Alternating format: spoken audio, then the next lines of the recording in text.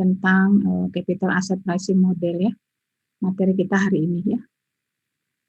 Baik, sebentar saya cek dulu. Saya cek dulu tugas ya.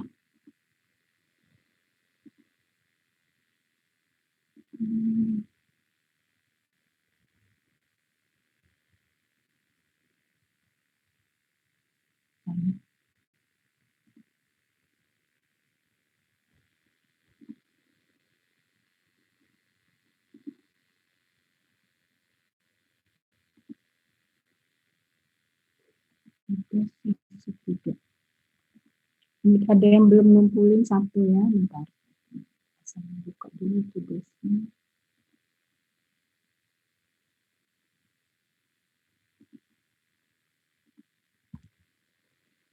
Ya, ini yang turn in satu, yang belum turn in satu ya. Betul nggak? Masuk.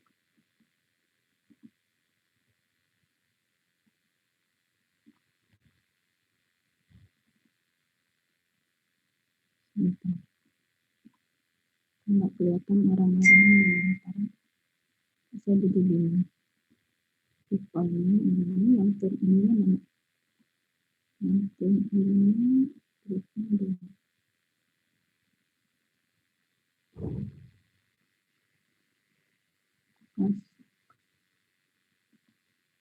Mana ya ngecek tugasnya ya? Kok saya jadi bingung? Oh ini dia. Nah ini dia. Oh sudah semua ya. Tadi rekapnya berarti salah.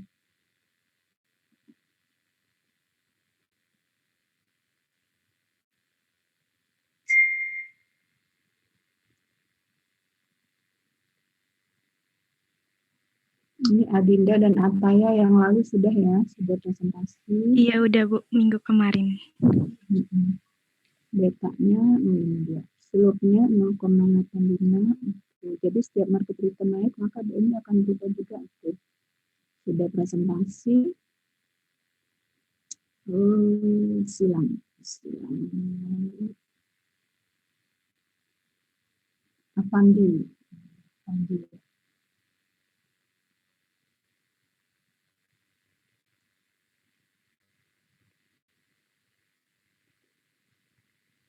Afandi dan Fadli. Ada orangnya ya? Afandi, halo? Ada Bu. Ada Bu. Fadli, iya. Dengar suaranya kayaknya semangatnya ya. Iya. Ini risiko, koefisien variasi ya 4 ya, SB-nya oke bagus. Aneka tambang. Oke, silakan Afandi dan Fadli ya, cerita sedikit singkat aja mengenai portfolio kalian dan betanya. Silakan. Ini iya Bu. Ya, kelihatan ya, silakan. Siapa dulu nih yang bicara? Siapa nih? Coba aku dulu ya. Boleh. Ya. Oke, jadi kemarin jadi minggu kemarin itu kan kita belajar tentang beta. Di sini perusahaan aku ada Aneka Tambang, ada perusahaan gas negara, sama satu lagi United Tractors. Nah, aku udah dapet nih si betanya. Betanya itu kalau yang ceritain ininya dulu dong, returnnya. Ceritain dulu. Returnnya gimana, standar ya expected. Jadi expected returnnya tuh kan intinya kemarin kan sebenarnya standard deviation di sini gak dipakai sama CV-nya kan. Jadi kita pakai expected returnnya itu kalau yang Aneka Tambang itu ada 0,86% positif, ada BBCA dia minus 0,56, perusahaan gas negara dia paling tinggi minusnya 0,80, sama kita itu maksudnya itu LQ45 ya, itu typo. Bukan SG ya? Ya itu typo, maaf Bu. Ya itu return itu 0,39. Kalau yang market returnnya yang LQ45-nya. Turun ya, sedang turun. Ya sedang turun Bu. Terus udah kita cari-cari kan dari variance, covariance gitu-gitu. Bisa ya? Ketemu slope kan sama kayak beta kan Bu ya? Iya. Ya, slope sama dengan beta kan Bu ya? Iya. Itu kita dapat udah kita hitung dua-dua, udah hitung slope sama betanya. Kalau yang Antam itu dia dapat 2,37 bla bla bla. Berarti itu kan sangat volatilitasnya sangat tinggi ya Bu ya. Iya, Kalau berdasarkan beta market itu marketnya kan sama dengan 1 kan. Kalau di betul. sini 2,3. Mm-mm. Nah, sedangkan kalau yang maaf Bu, kita BBCA Bu, satu lagi bukan UNTR, typo. Mm. Nah, kalau yang tengah tuh yang BBCA, Mm-mm. ya yang tengah yang BBCA ya Bu ya, itu Mm-mm. kita dapat betanya 0,2. Berarti itu kan volatilitasnya tuh lebih rendah Iya. dibanding marketnya. Mm-mm. Sedangkan yang satu lagi, kalau yang PGAS itu 1,5, yaitu lebih tinggi daripada market itunya, volatilitasnya. Mm-mm. Mm-mm. Jadi kita dapat simpulkan kalau dalam 11 hari terakhir waktu itu perusahaan di industri tambang itu sangat volatilitasnya sangat tinggi Bu, seperti itu. Mm-mm. Iya, iya, iya. Oke, bagus. 2,37 ya. Mm-mm. Lalu kalau dijadikan portofolio, dilakukan nggak bikin portofolionya? Bu, di bawah, bawah Bu. silakan oleh Andi. Boleh, silakan. Portofolio ya yang dua perusahaan terus 3 perusahaan. Kalau yang 2 perusahaan Antam sama BBCA tinggal dihituin aja ya. Dari si betanya kita kalikan dengan 50% karena ada 2 saham. Antam Pegas sama, BBCA Pegas sama, baiknya 50%. Terus kalau buat yang 3-3-nya disatuin berarti 33% kami ambil angka proporsinya.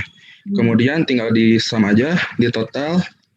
Terus dapatlah kesimpulan di kanan volatilitas ya kalau Antam BBCA karena semuanya kami enggak semuanya buat Antam BBCA lebih dari 1, Antam Pegas lebih dari 1, maka artinya kan volatilitasnya lebih tinggi yang tadi Fad udah jelasin. Tapi kalau buat BBCA dan Pegas mungkin karena nggak ada Antamnya ya, jadi kurang dari 1, lebih lambat dibandingkan sama LQ45-nya. Ya. Kemudian kalau 3-3-nya disatuin masih aman, masih lebih dari 1, lebih cepat. Kemudian kalau di slide selanjutnya kami juga returnnya sendiri mana sih? Kolom yang returnnya yang mana? Kolom return marketnya, kolom return portofolionya ya? Di atas ya? Iya, yang di atas Bu. Ya, return portofolio masih. Returnnya. Return portofolio. Yang return portofolionya Bu. Yang mana? Di kanan.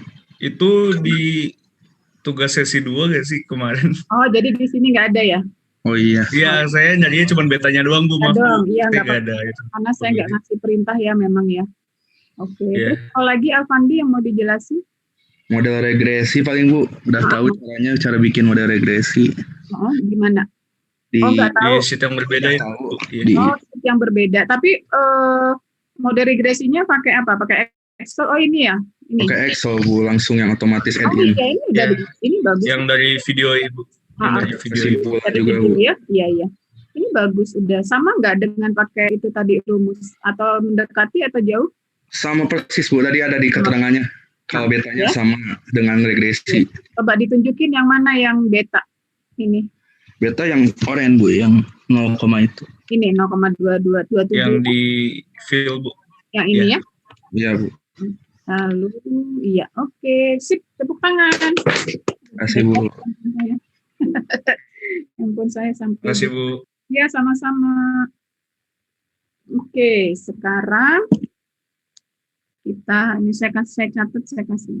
Oke, sekarang mahasiswa yang lainnya. Bima, coba kita lihat Bima. Halo Bima, adakah Bima?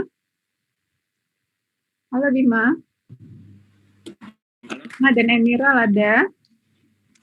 Ada Bu, saya Bu. Oke. Tadi Fandli dan Alfandi menyimpulkan ya, yang satu industri itu volatilitasnya tinggi, sama-sama tambang ya. Tapi begitu dia berkombinasinya dengan bank, beda industri, itu volatilitasnya lebih berkurang karena perbankan yang diambil BBCA kebetulan punya volatilitas yang rendah ya. Jadi kalian bisa lihat ya, kombinasi portofolio yang berbeda menghasilkan tingkat risiko yang berbeda ya. Oke, sekarang Emerald dan Bima bagaimana hasilnya? Silakan. Ini saya jadi Eh, aktif nih. Singkat aja ya Bu. Iya, singkat Bismillahirrahmanirrahim. aja. Eh, ini saya itu 3 perusahaan JPFA, NTM, BBCA. Saya buka dulu yang saya Boleh. misalnya yang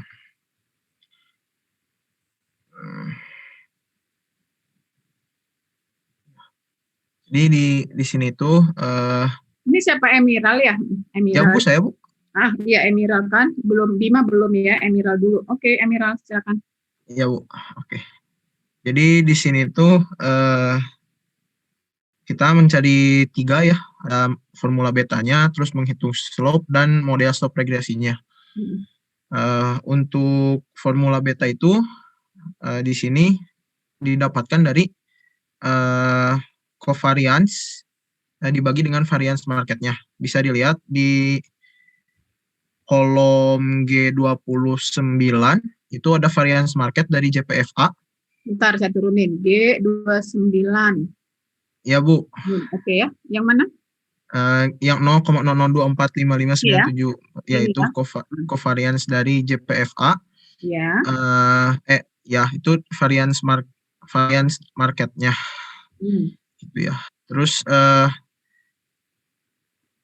variance marketnya didapat dari covariance yang di 1 kali 2 itu 0,1227989 lalu dibagi aja jadi ketemu betanya 0,5. 0,5 ini ya. Ya. Sama sih prosedurnya ya, yang perusahaan lain juga dibagi aja langsung dari covariance dan variance-nya. Variance-nya variance apa? Variance market, Bu. Oh iya. Ajaib ini bisa sama semua tiga-tiganya. Ya Bu. Saya ngambil referensi dari yang Ibu kasih kemarin, dari video yang Excel Ibu kasih kemarin itu. Iya, oke. Oke, terus lanjut ya Bu ya ke menghitung slope. Menghitung slope juga pakai fungsi sama dengan slope. Terus ditarik aja dari kolom D18. D18 tuh di sini data dari ininya ya. Pengurangan dari return expected return-nya. Terus ditarik aja, dimasukin rumus slope-nya sama market return-nya. Jadi kita mau mengukur berapa besar hubungannya gitu ya antara return dan market return-nya. Kamu juga sama semua juga Bu, kebetulan Bu ini. Sama. Jadi pakai rumus slope tetap ya? Ya Bu, tetap. Oke, terus ini model slope regresinya saya pakai grafik Bu. Ya. Kebetulan sama aja sih, ini pakai insert ya, insert ke yang ke ini ke chart itu. Pakai Excel juga. Pakai Excel juga Bu. Ya itu ada JPFA dan market return ya hubungannya. Jadi slope-nya tuh curam gitu Bu. Regresinya tuh Y-nya tuh sama dengan 2X, R kuadratnya sama dengan 1. Kebetulan cuman plottingnya aja yang beda-beda sih Bu. JPFA tuh lebih merata ya, relatif merata di positif negatifnya. Kalau yang ini tuh PBCA Antam itu hampir sama sih Bu, merata juga plottingnya, titik-titiknya. Itu aja sih Bu kalau dari saya. Oke. Jadi ini risikonya sama. Lalu dicoba dikombinasikan nggak portofolionya? Bikin portofolionya nggak? Portofolio itu yang pekan kemarin nih Bu ya? Kalau beta yang di portofolionya gitu nggak digabung? Aduh, sebentar. Lupa. Maaf Bu, kayaknya Kak beta yang portofolionya saya kelewatan deh Bu kayaknya ya. Maaf ya. Soalnya, kayaknya. Kalau ini apa ini? Ini yang lalu ya? Ya, yang lalu Bu. Oh iya. Oke, sip. Nanti tinggal ditambahin ya. Jadi kesimpulannya kebetulan tiga perusahaan ini sama ya. Ini ajaib nih. keajaiban dunia yang ke-17 ya. Oke, terima kasih Emerald. Bima mau nambahin? Bima, halo, mana Bima? Halo Bima, mana Kak Bima? Bima, Bimanya ada nggak? Kurang tahu Bu, mungkin lagi gangguan atau kenapa ya? Kayaknya gangguan. Saya lihat Bima. Fine ya, fine. Partisipan Bima. Bima. Oh iya, nggak ada ya Bima. Bimanya belum masuk nih. Ya, 40 partisipan. Oke, baik. Terima kasih Emerald. Nanti dilengkapin ya tugasnya ya. Nuhun Ibu. Ya, sama-sama. Kemudian sekali lagi nih ya. Melisa.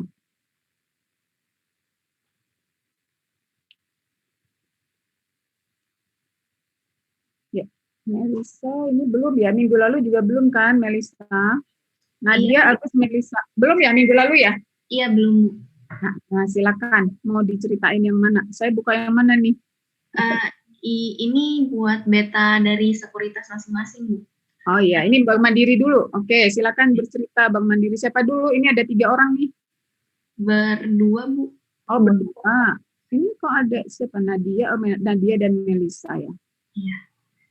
Kalau dari kami membandingkannya, kebetulan sekuritas yang kami pilih itu ada di luar LQ 45, jadi kami lebih pilih ke IHSG. Ya, oke. Lebih relevan. Kalau dari yang ditampilkan sekarang ini adalah return dari Bank Mandiri, BMRI, dan IHSG-nya untuk 1 tahun terakhir ini. Kemudian setelah kita kurangin return dari masing-masing bulan dengan expected return-nya, kita juga bisa nemuin untuk variance dan covariance-nya masing-masing. Setelah melalui perhitungan itu, perhitungan beta koefisiennya kami hitung dengan 3 cara, Bu. Ada yang dari rumus covariance dibagi variance, dengan slope, juga dengan model regresi. Hasilnya sama. Untuk BMRI itu ada beta covariance-nya 1,64 kalau dibulatkan. 1,64. Iya. Terus 1,64. Ya, terus kami juga menemukan beta koefisien yang lainnya. Kalau itu yang ada yang 0,13 itu apa tuh? Itu menghitung systematic risk-nya, Bu. Dan risk-nya pakai apa yang 0,13? Dari mengalihkan beta koefisiennya itu dengan standar deviasi dari marketnya, Bu. Ya. Dari 0,13. Varian kovarian. Oh. Bentar minum dulu. Oh iya. Kalian masukkan ke rumus itu ya. Oke, terus unsystematicnya? Jadi kalau maaf Bu, saya ambil alih ya Bu yang bagian ini. Yang untuk bagian menghitung unsystematic ini siapa? Ini Melisa ya? Nadia Bu, yang sekarang Nadia. Tadi Melisa. Oke.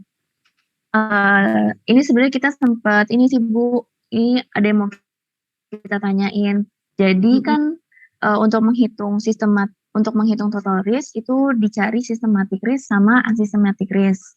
Nah, di sini udah ketemu Bu systematic risk-nya.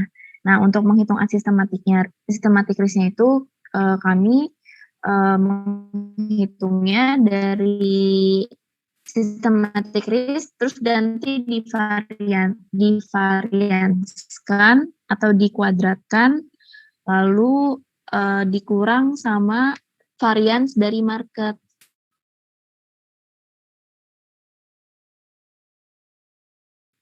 Gimana bisa bilang?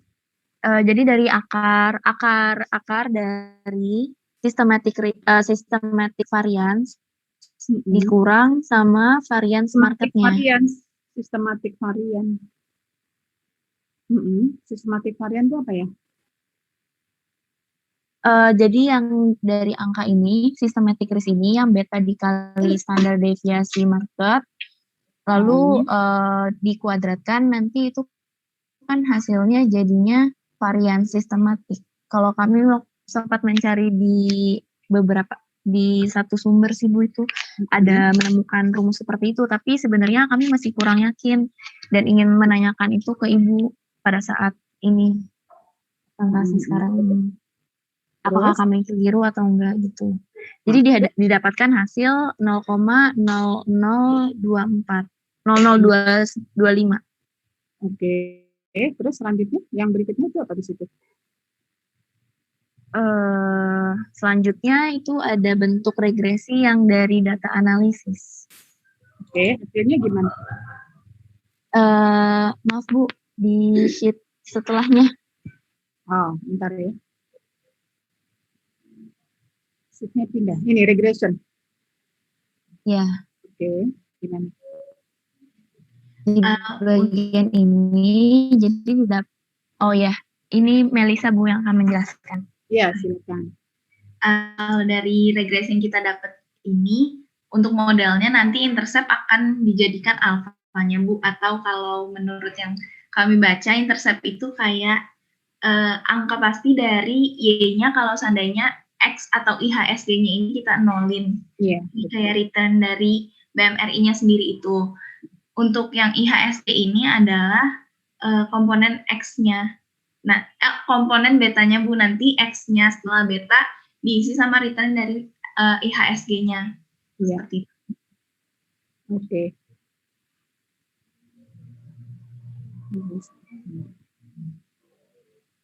Oke, jadi hasilnya sama nggak dengan yang tadi pakai yang di sheet 1? Iya Bu, sama untuk beta koefisiennya. Oke, ini Bank Mandiri. Lalu Danamon? Untuk Danamon,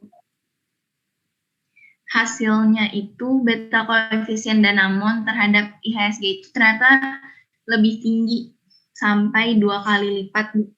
Kalau Bank Mandiri ada di sekitar 1, untuk Danamon ada di 2 kali lipat gitu. Jadi kalau seandainya IHSG-nya bergerak 1%, kemungkinan ini Bank Danamonnya bakal bergerak 2,1 sekian persen, Bu. Tapi kan maksudnya terhadap market ya? Maksudnya? Iya, Bu, terhadap. Ya. Oke, terus kalau Mayora? Kalau Mayora, untuk beta koefisiennya ini paling rendah. Dia hampir menuju 0, ada di 0,02 sekian. Jadi hampir tidak sensitif sama marketnya, Bu. Jadi dia volatilitasnya rendah banget, tidak terlalu terpengaruh oleh market. Iya, Bu.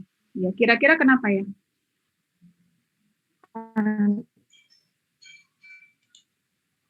Kira-kira kalau analisa kalian, Nadia dan Melisa, kira-kira apa tuh? Apa analisanya gitu?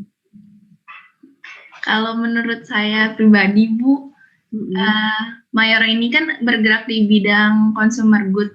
Yang sebenarnya produk-produknya ini kan masih dikonsumsi banget, Bu, sama masyarakat. Kalau sekarang kan marketnya bergerak karena pandemi, jadi agak naik turunnya terlalu cepat, Bu. Sedangkan si Mayora ini kan produk dia tetap laku di pasar, Bu. Jadi lumayan tidak terpengaruh sama keadaan pasarnya gitu. Oke, ya, betul. Bagus. Tangan ya.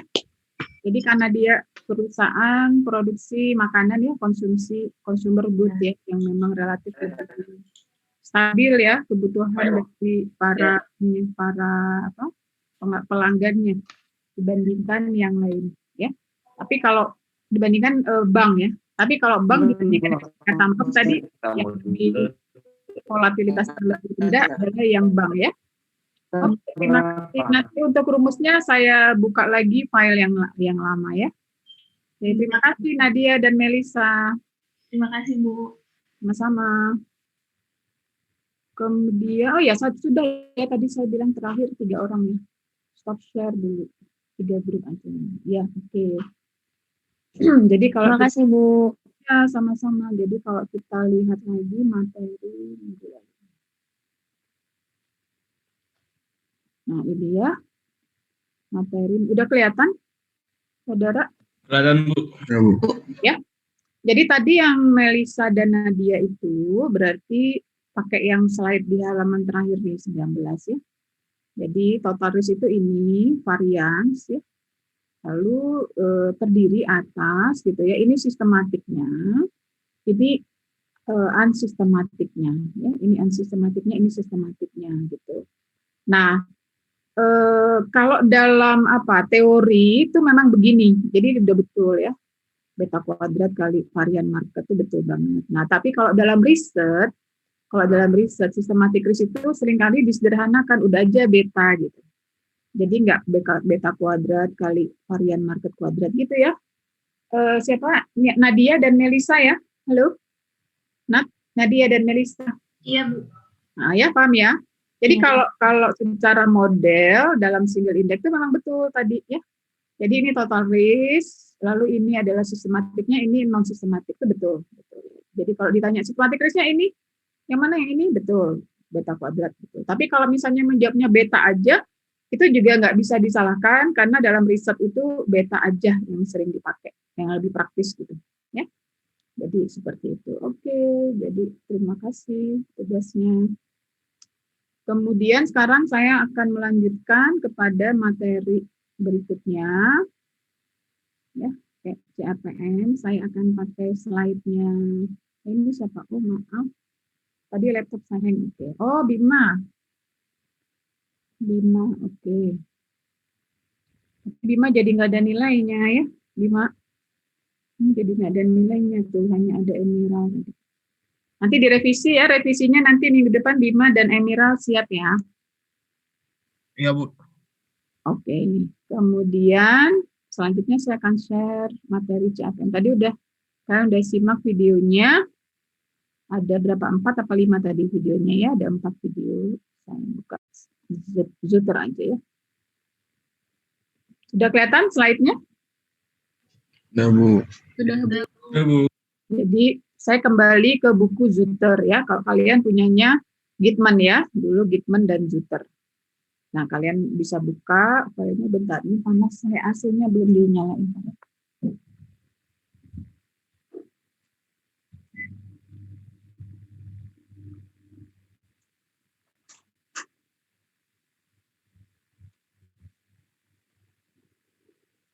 Ya, baik. Bisa gedein, kalau nggak bisa enable editing, harusnya diklik bisa.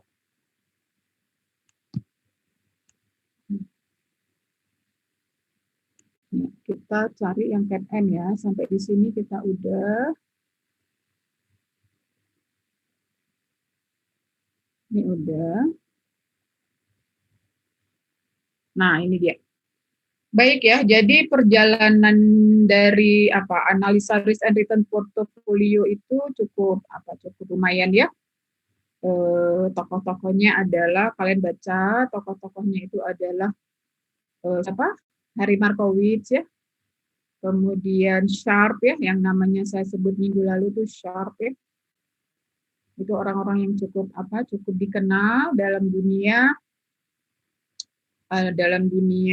risk and return, dunia portofolio ya, dengan analisis risk and return-nya ya, dengan analisis risk asset pricing gitu ya. Jadi asset pricing itu intinya kita menilai satu aset gitu ya. Kita menilai satu aset berbasis kepada analisa risk and return gitu ya. Jadi pricing ya, menilai aset. Nantinya kita akan sampai pada materi valuation. Valuation itu nanti akan menggunakan nih aset yang angka yang ada di sini gitu ya. Bahkan di dalam video kalian tadi bisa melihat R itu digunakan pada saat diskonto ya. Pada saat diskonto cash flow R-nya dipakai. R-nya tuh dari mana sih? Dari single index ya, dari capital asset pricing model. Jadi menilai satu aset lah berdasarkan risk and return-nya ya. Baik, jadi setelah standar deviasi ya, kita mencari risk and return, risikonya pakai standar deviasi ya, variance gitu ya di awal-awal ya. Returnnya kita tahu portofolio itu weighted average ya. Kemudian kita mengenal tipe risiko ya. Tipe risiko ada berapa? Tipe risiko ada berapa? Halo, tipe risiko ada berapa? 2 ya. Sudah ada di layar. Ya, diversifiable dan non diversifiable. Yang diversifiable istilah lainnya apa ya? Yang diversifiable istilah lainnya apa? Unique risk, Bu. Iya, Unsystematic, Bu, kalau yang diversifiable. Yang diversifiable apa? Apa, Mas? Unsystematic. Ya, Unsystematic bukan? Iya, betul. Jadi unique risk, unsystematic risk ya. Itu yang diversifiable. Yang non diversifiable otomatis sebaliknya ya. Yang tidak unik ya, yang tidak unik. Berarti market ya, market. Lalu yang sistematik ya, lawannya non sistematik.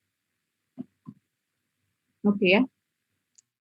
Jadi lanjutan dari single index itu ya, bisa dibilang lanjutan itu adalah CAPM.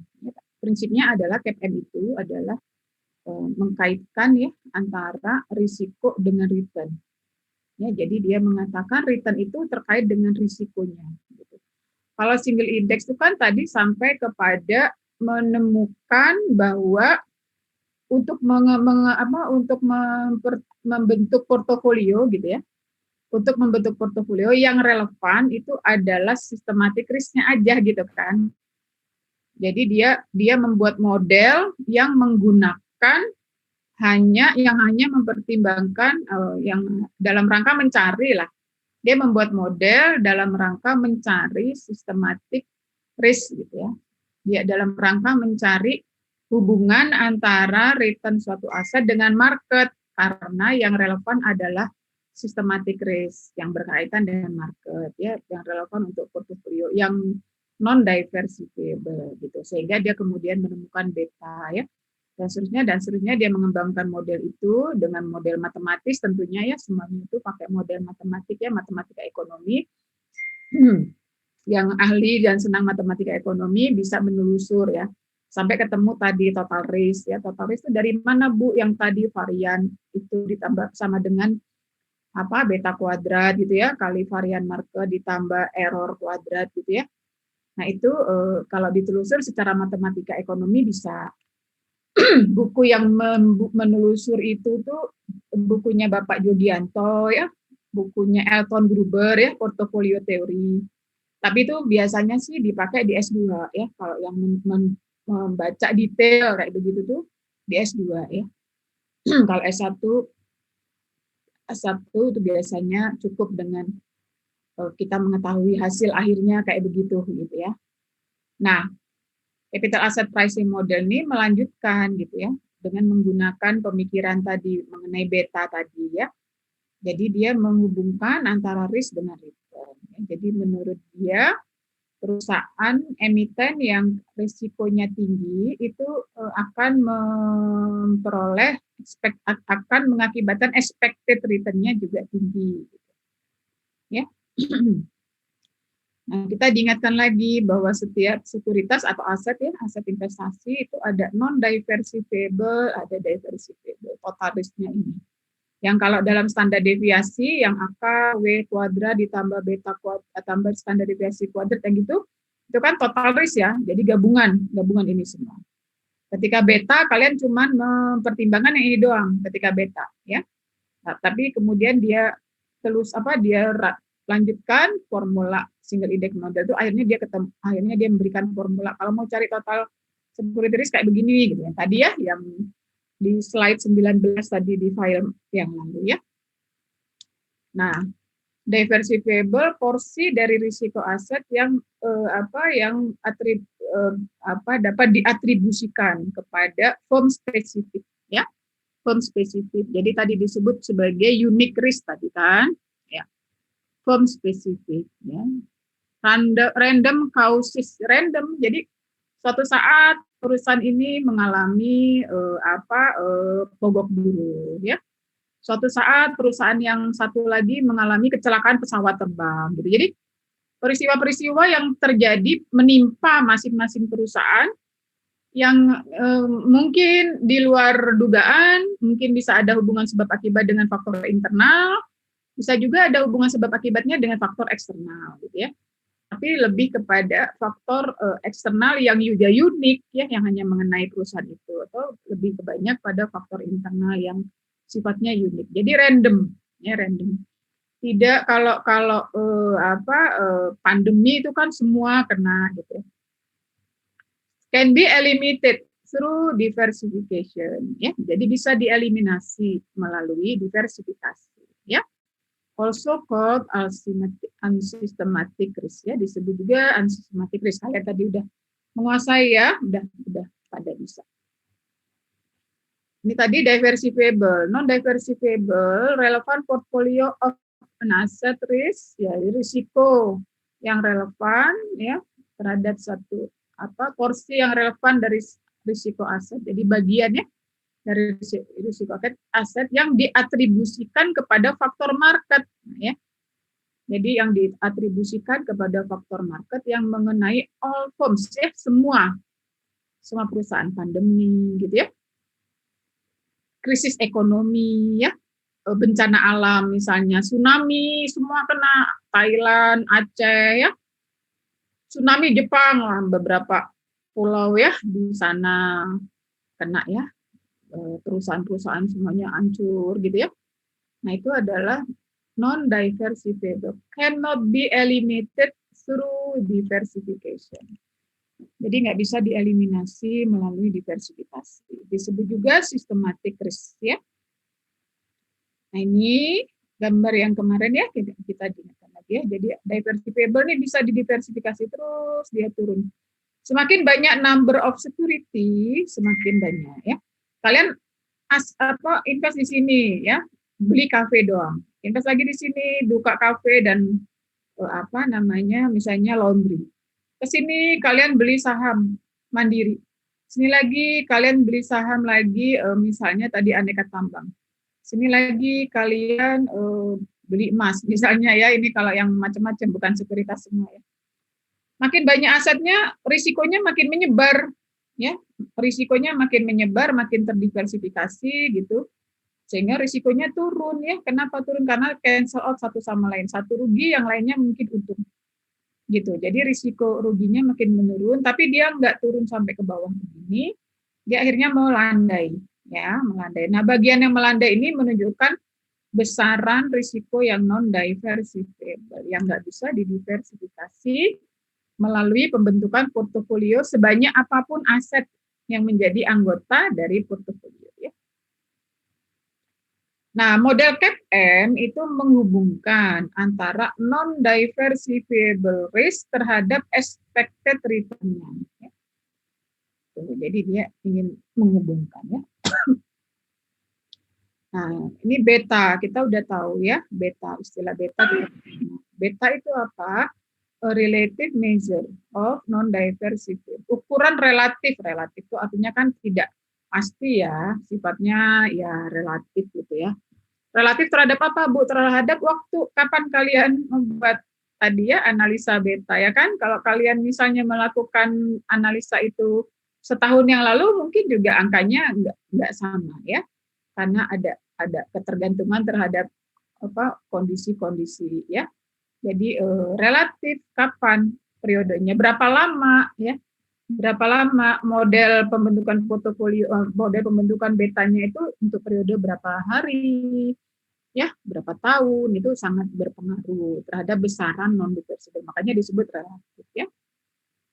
Koefisien beta merupakan indeks, ya, yang mencerminkan tingkat movement return asset in response to, dalam rangka merespon perubahan market return, ya kan? Alpha, tadi Y, return I sama dengan alpha plus beta return market. Nah, menunjukkan bahwa degree of movement. Jadi slope itu degree of movement dari asset return. Ya, merespon. Jadi kalau betanya tadi 1,2, berarti kalau marketnya naik 1 satuan, maka betanya naik 1,2 satuan. Ya, return asset, suatu aset itu naik 1,2. Lebih besar daripada market, gitu, ya. Jadi volatilitasnya lebih besar. Tadi istilah volatilitas, betul, ya. Istilah fluktuasi, betul, ya. Oke. Kemudian juga dikenakan di sini di market return, ya. Kalian udah tahu return dari market portfolio dari all traded security. Kalau tadi kelompoknya Nadia Melisa pakai IHSG, boleh, ya.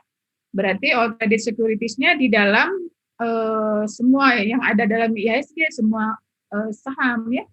Kalau LQ45 hanya 45 tadi, Bank Mandiri nggak masuk gitu ya. Berarti tidak termasuk dalam kriteria LQ45 yang perdagangannya, yang kapitalisasi asetnya paling besar, yang perdagangannya paling aktif gitu ya. Jadi ganti-ganti itu anggotanya LQ45 itu ganti-ganti ya. Baik. Nah, tadi beta itu adalah slope dari satu garis ya.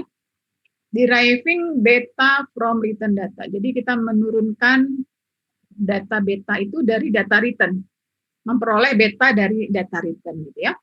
Dengan cara mengestimasi karakteristik garis. Karakteristik garis itu tadi kemiringan gitu ya. Karakteristik garis itu kemiringan. Yang mana yang beta? Yang menjadi beta, yang merupakan beta adalah slope. Slope di selain is beta ya. Nah, ini yang kalian udah lakukan ya. Ini market return, ini aset return-nya, lalu slope-nya ya. Bank Amerika dengan PepsiCo mana yang lebih miring? Gampang pertanyaannya. Mana yang lebih miring? Halo? Bank Amerika dan PepsiCo mana yang lebih miring? Ini saya suka begini ya, tadi pagi sih, waktu saya tayangin slide nih, wajah kalian ada semua di sini, jadi saya bisa tunjuk-tunjuk tuh. Nggak tahu kenapa, sekarang ketika saya tayangin slide, wajah kalian menghilang nih. Jadi maksud saya nggak bisa dalam saat yang sama saya melihat wajah kalian tuh nggak ada di sini. Tapi video saya nyala ya, artinya zoom-nya nyala. Ini berarti ini kelihatan di kalian ya. Tapi wajah kalian nggak ada gitu. Saya nggak bisa manggil-manggil ya. Kok tadi saya panggil semua tuh, tadi pagi 20-an orang sih ya. Jadi dalam satu sesi tadi hampir semua, mungkin atau semua, sempat saya panggil satu-satu ya. Gitu, untuk memastikan bahwa kalian semua mendengarkan, menyimak, dan ikut menyimak gitu ya. Menyimak. Kalau sekarang ini saya nggak bisa manggil. Kalau saya mau manggil, saya mesti minimize dulu gitu. Oke. Jadi mana yang lebih miring? PepsiCo bukan Bu? Yang PepsiCo. lebih miring PepsiCo atau Bank of America yang lebih miring?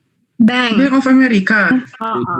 Yang lebih miring yang Bank of America lebih curam. Jadi kalau kalian naik gunung yang lebih curam yang Bank of America kan dia lebih miring. Kalau naik sepeda susah nih ke sini nih.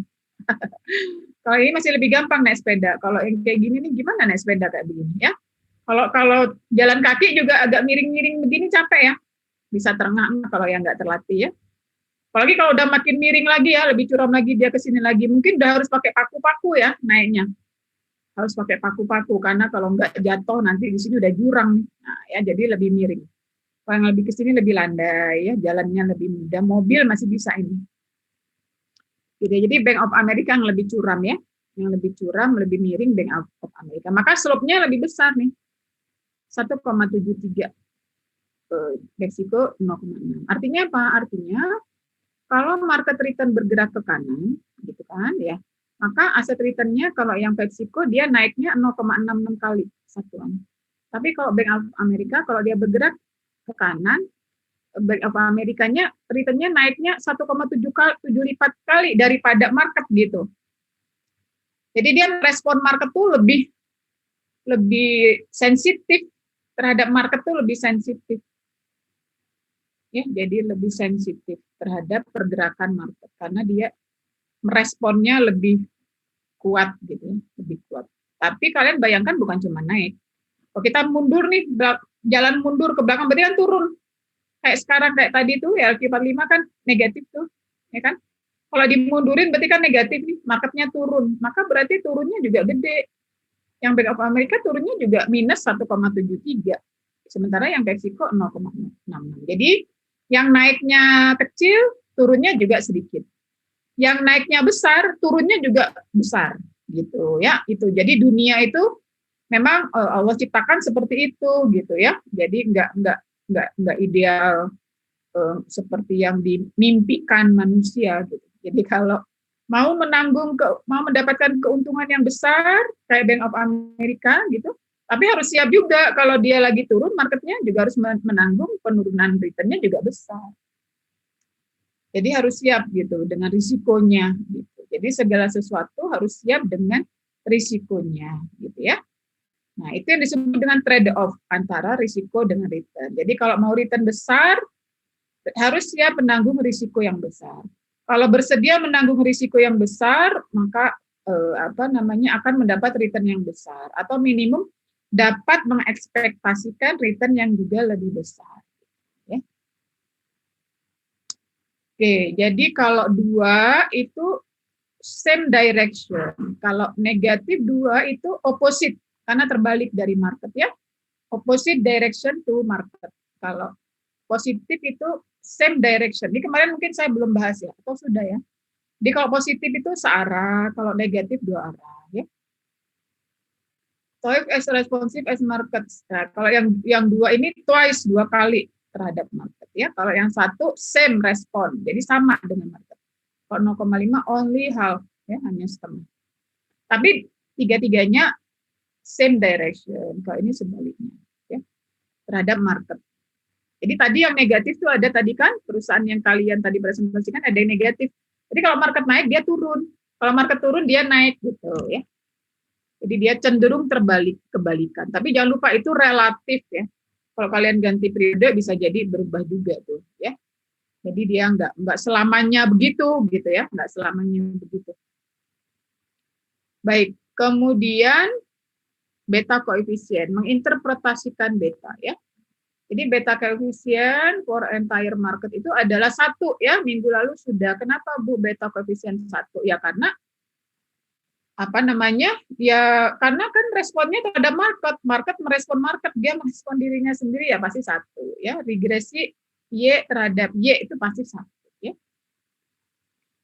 All other betas are skewed in relation to this value. Semua beta perusahaan dihubungkan dengan beta 1 ini. Dihubungkan, dibandingkan. Kalau lebih besar dari 1, maka berarti lebih besar dari beta market. Kalau lebih kecil dari, nah gitu. Aset beta may be positive, may be negative, but positive beta merupakan yang normal. Jadi yang disebut beta itu bisa positif, bisa negatif. Tapi normalnya beta itu positif, kata dia ya. Mayoritas beta itu ada di antara 0,5 dan 2 ya. Dia ini hasil penelitian nih, dia bilang normalnya positif, dia biasanya di antara 0,2 sampai 2 itu hasil penelitian ya.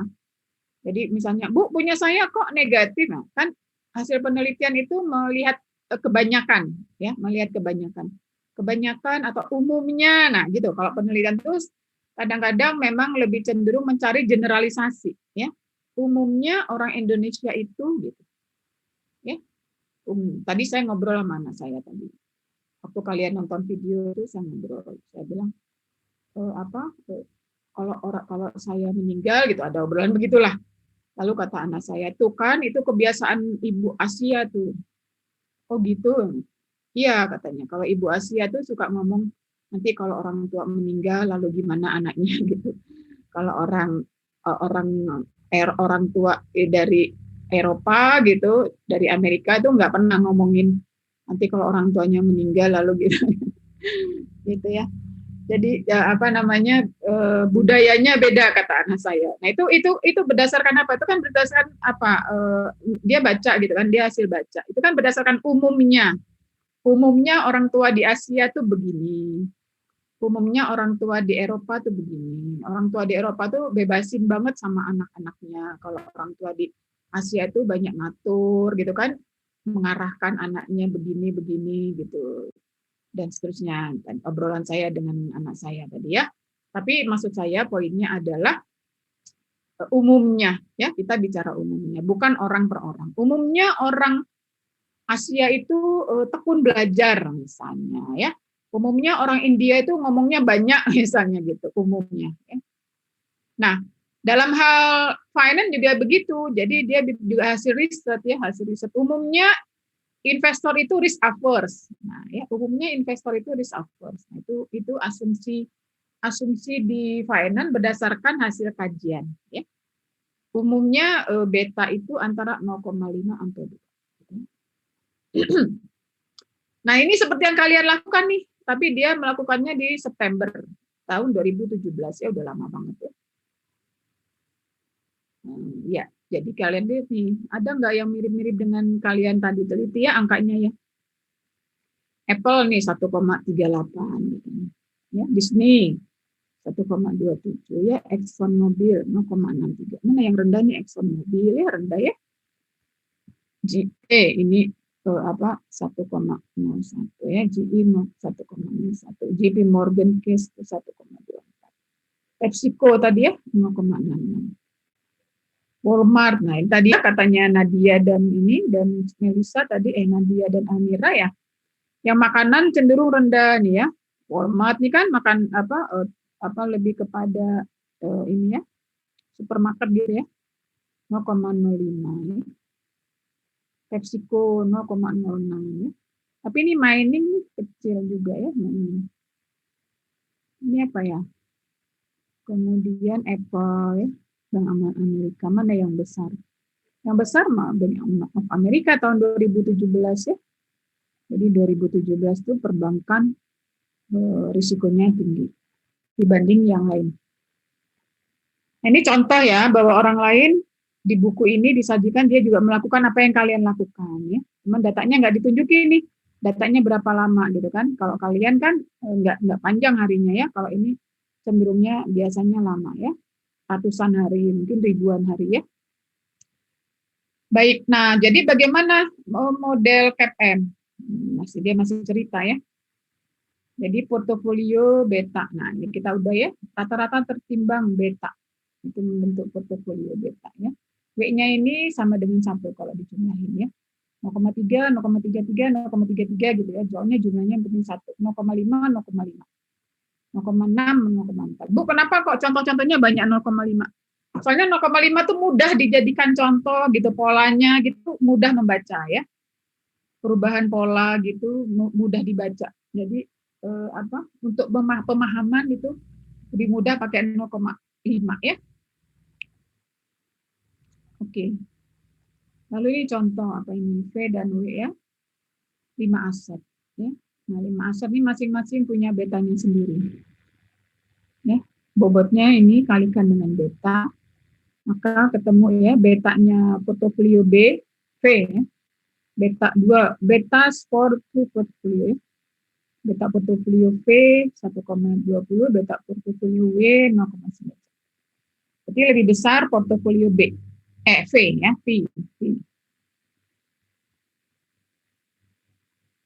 1,2 ya, portofolio V sekitar 1,2.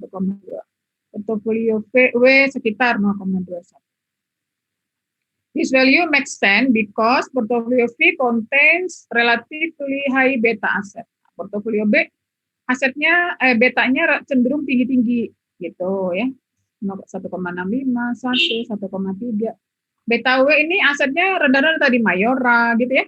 0,8, 1, 0,5 gitu. Jadi hasilnya juga portofolionya juga sama.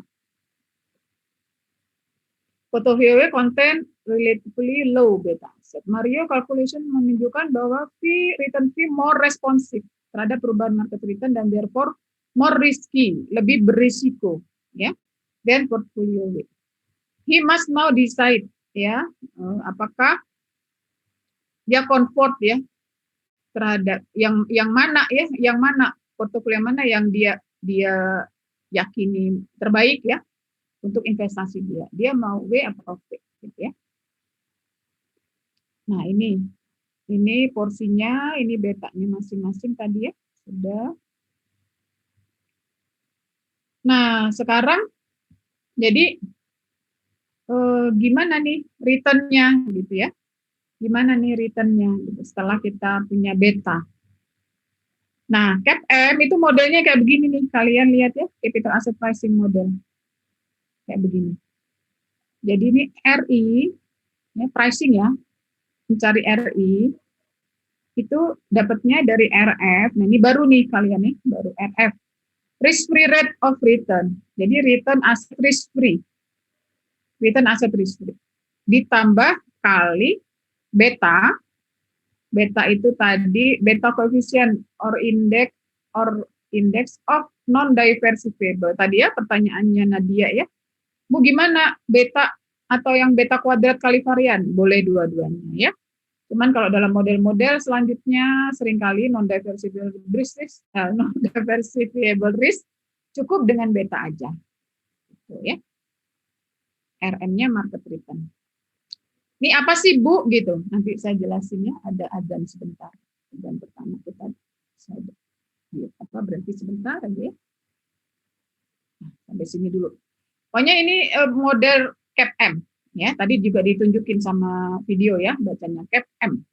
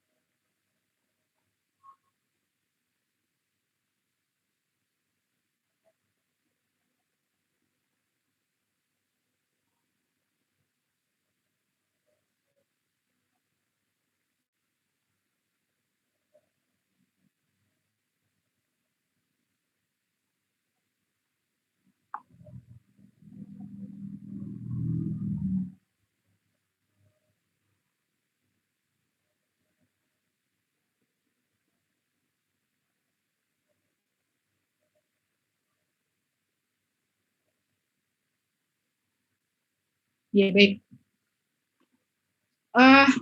Oke. Bu, jadi RF ini apa? Ya, coba kita ikuti dulu di sini ya. Nah, RF itu aset yang risikonya risk free, yang risikonya free. Bu, emang ada aset yang risikonya free? Kan kemarin saya bilang ya bahwa yang risikonya 0 itu hanya ada dalam teori, gitu ya. Hanya ada dalam teori. Jadi ini yang minimum gitu ya. Jadi free itu dalam arti yang minimum. Ya. Nah, kalau di dalam referensi kalian, contoh yang minimum di Amerika itu adalah T-bill. T-bill itu kalau di kita itu SBI, ya. SBI. Jadi sertifikat Bank Indonesia, instrumen keuangan yang diterbitkan oleh Bank Indonesia yang dijual kepada bank-bank. Ya, jadi bank bisa invest ke sana. Ya, dalam rangka semacam mengamankan gitu ya, dalam rangka mengamankan. Jadi kayak kalian gitu punya uang banyak gitu, kita taruh ya, kita pakai uang kita untuk beli apa gitu, sesuatu yang aman, misalnya emas gitu ya, emas invest tapi investnya dianggap aman, ya, atau yang sekuritas tadi ya, beli apa, beli bondnya pemerintah atau ori sukuknya pemerintah gitu, karena merasa itu lebih aman. Artinya kalau ada gejolak-gejolak tuh sukuk atau orinya pemerintah atau bondnya pemerintah tuh relatif lebih aman dibandingkan kalau tanam di saham. Gitu. Kalau saham itu sangat tadi ya, apalagi betanya besar. Kalau giliran naik dia naiknya gede banget 1,73 ya kalau market. Tapi kalau turunnya turun gede juga gitu. Turun satu aja market dia turunnya minus 1,73 kan besar banget itu ya anjloknya. Nah, kalau return risk free ini dia stabil gitu, minim risikonya tuh minim. Kenapa? Karena T-bill itu dijamin oleh bank sentralnya Amerika, diterbitkan oleh bank sentralnya oleh Amerika, oleh bank sentral itu bank yang kayak di kita Bank Indonesia gitu ya. Jadi dianggap aman, dikelola oleh pemerintah ya. Nah, tapi returnnya juga kecil gitu. Jadi aset yang risikonya free relatif itu returnnya juga free ya kalau di kita SBI ya. US T-bill nih short term IOU ya. IOU. Oke ya. Consider the risk free. Jadi dianggap sebagai risk free. Kalau di kita biasanya SBI ya. Oke, itu risk free. Jadi dia bilang, CAPM itu bilang return suatu aset itu sama dengan return risk free. Jadi Bu, SBI itu apa? SBI itu biasanya mempengaruhi tingkat suku bunga bank biasanya ya. Tapi dalam praktek beberapa waktu yang lalu juga nggak otomatis juga. Jadi kalau SBI-nya oleh pemerintah dinaikin, maka bank cenderung ikut naikin suku bunga gitu. Kalau SBI-nya diturunin, pemerintah ya nurunin, bank cenderung menurunkan juga gitu. Jadi patokan gitu. Jadi benchmark. Jadi suku bunga SBI itu jadi benchmarknya bank. Kalau naik dia ikut naik, kalau turun dia ikut turun. Ya. Nah, jadi artinya kalau saya suka kasih contoh gini. Jadi kalau seorang investor punya dana besar gitu ya, dia taruh uangnya di bank ya dengan tingkat return-nya misalnya 6%. 6% ya. Jadi katakanlah nih 6% itu udah ngikutin SBI misalnya. Jadi trennya tuh ngikutin SBI. Jadi katakanlah proksinya itu indikat benchmarknya 6% katakanlah ya, 6% SBI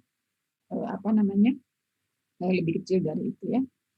6% misalnya. Maka berarti orang itu ya kalau dia mau ngambil dananya dari bank dipindahkan ke aset yang risky, beresiko. Katakanlah bank itu risk free kan tadi. Anggaplah taruh di Bank Indonesia itu risk free gitu. Lalu bank menganggap berarti invest di Bank Indonesia itu risk free gitu. Lalu karena bank kita mengandalkan dana yang di BI itu sebagai salah satu aset yang untuk mengamankan katakanlah ya. Apa tadi istilahnya investasi yang aman, bukan mengamankan, investasi yang aman gitu. Ya, maka Patokan dia karena dananya dia ditaruh di bank, patokannya dia bank itu relatif risikonya rendah. Misalnya tadi 6%. Jadi kalau dia taruh dalam asetnya dipindahin dari bank ke aset lain yang risikonya tinggi, yang risikonya lebih tinggi, maka aset itu harus bisa memberikan return plus. Jadi 6% plus gitu, ya. Misalnya siapa tadi misalnya Alfandi ya, Alfandi dan sebentar. Bu. Iya, Alfandi dan siapa tadi grupnya Alfandi? Fadli, Bu. Fadli. Fadli, ya, Fadli dan Alfandi. Tadi yang bicara duluan Fadli lalu Alfandi ya. Misalnya Fadli punya perusahaan. Alfandi taruh uangnya ya banyak di bank gitu. Lalu kata Fadli, gabung dong dengan perusahaan gua gitu. Lo bikin perusahaan apa? Perusahaan agrobisnis misalnya di Lembang. Terus kata Alfandi, ya gua sih uangnya saya taruh di bank semua dengan tingkat returnnya 6%. Jadi kalau gua tarik dari bank, gua taruh di perusahaan lo kan lebih berisiko daripada bank gitu. Lo saya naruh uang saya di perusahaan perusahaan agrobisnis kan belum tentu untung gitu. Jadi dianggapnya lebih berisiko gitu. Hitungan kamu berapa sih returnnya? Ya insya Allah sih sekitar, ini hitungan ya, sekitar 8%. Oh oke deh, karena patokan dia 6% dari bank. Risk free-nya 6% gitu ya. Oke. RF plus, apa plusnya? Nah, itu kan, apa plusnya ini nih apa nih? Satu kurungan nih apa namanya? Nah, kita lihat sekarang ya. Satu kurungan itu disebutnya risk premium. Jadi kalian kenal lagi istilah baru sekarang. Risk premium. Tadi risk free ya, sekarang risk premium. Ya. Risk premium dan beta risk premium. Mana ada nggak sebentar? Saya takut lupa. Oh, dia nggak memisahkan antara beta dengan beta risk premium, market risk premium dengan risk premium. Ya, kemarin di PPAK ya, saya memisahkan ya, antara risk premium dengan market risk premium. Oke, jadi dia bilang nih, calculation untuk mencari risk premium historis adalah hanya dengan cara mensubtraksi, mengurangkan ya, historical treasury bill average return dari historical average return for a given investment gitu. Jadi stok itu adalah 11% dikurangi 3,8 ya. Treasury bill 5,3 dikurangi 38. Jadi mengurangkan T-bill return rata-rata terhadap rata-rata aset satu investasi. Rata-rata return satu investasi. Jadi ini returnnya. Tadi misalnya agrobisnisnya Fadli tadi misalnya 7% ya. 7%. Lalu Alfandi naruh di bank 6% ya. Biasanya kecil ya, yang tadi saya bilang SBI biasanya lebih kecil daripada yang di bank. Tapi patokannya memang SBI. Katakanlah misalnya 4% ya. 4% SBI, lalu di banknya 6%. Lalu Fadli bisnisnya 7%. Maka berapa premiumnya? Kurangkan aja katanya. Yang SBI tadi yang 4% terhadap 7. 7 kurangi 4, 3. Nah, risk premiumnya itu 3 gitu ya. Risk premiumnya 3. Bu, apa sih risk premium? Nah, ini masih hitung-hitungan ya. Coba. Betanya 1,5. Oke. Risk free rate-nya 2%. Expected return-nya market ya. Market return-nya 6%. Maka substitutingnya beta kali R ya. Oke, ketemunya 8%. Ya, disubstitute beta ini dalam persamaan ini ketemu R-nya 8%. Coba. Market risk premium-nya adalah 4% kali, nah ini tadi 4%. Oh, ini apalagi nih sebentar. 4%, 6 min 2. Mana 6 min 2. Yang 4 apa ini? Oh, sama dengan 6% min 2% sama dengan 4%. When adjusted to asset index risk, di-adjust rada beta 1,5. 1,5 kali 4. Oh iya, sebentar. Ini saya kasih tanda merah ya. Aduh, ini saya nggak bisa nih, di enable editingnya kok nggak bisa ya. Oke, kalian lihat nih, ada kata-kata nih, market risk premium. Kalian lihat ya, tadi ini yang saya cari ya, market risk premium. Market risk premiumnya 4. Nah, kalau risk premium, dia tadi bilang di sini nih, nah, risk premium nih. Coba di sini ada lagi nggak kata-kata risk premium? Nah, nggak ada. Bentar, dia pakai, nah, sebentar. Oh, ini dia. Sebentar ya. When adjusted to asset risk beta 1,5 result in menghasilkan risk premium. Nah, ini dia risk premiumnya 6% ya. Jadi nanti mananya saya kasih tahu. Karena istilahnya dulu. Jadi market nih balik lagi ke sini. Balik lagi ke rumusnya. Nah, ini RM min RF itu disebutnya market risk premium. Ya. Lalu beta kali RM min RF itu disebutnya risk premium. Gitu ya, risk premium. Jadi ini semua risk premium. Tapi kalau ini doang, ini market risk premium. Nah, balik lagi, dia kasih contoh angkanya ya. Angkanya, nah ini. Betanya 1,5, oke. RF-nya 2%, RM-nya 6%. Maka 6 min 2 itu adalah market risk premium. Jadi kalau kalian ditanya, mana berapa market risk premium? Nah, misalnya soal multiple choice ya. Nah, ya, multiple choice.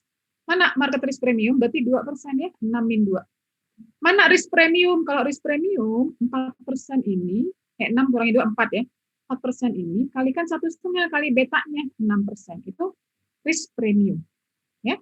That risk premium itu when added to the 2% ditambahkan ke ini menghasilkan 8% required return. Ya. Other thing being equal dengan asumsi semua hal-hal yang lain dianggap sama, konstan, maka the higher beta, the higher required return, and the lower beta, the lower required return. Jadi kita balik ke sini. Semakin besar beta, semakin besar return yang diminta, required return.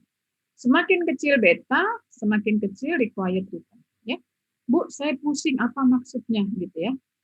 Nah, sebelum sampai ke sini ini sama aja nih gambar-gambar. Saya kasih contoh yang lain. Saya kasih contoh yang memudahkan mungkin ya, mudah-mudahan.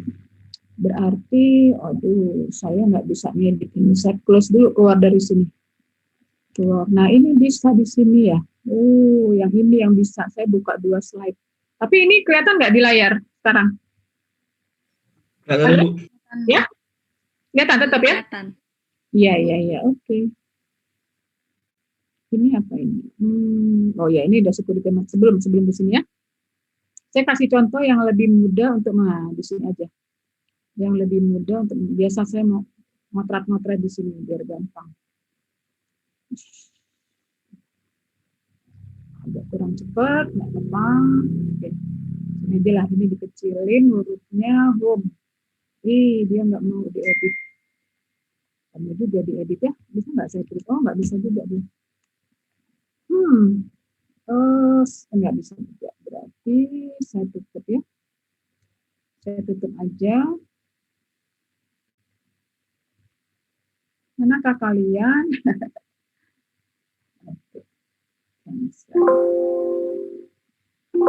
Kalian jadi hilang di layar saya. Bentar. Kan jadi hilang nih. Jadi saya harus tutup semua.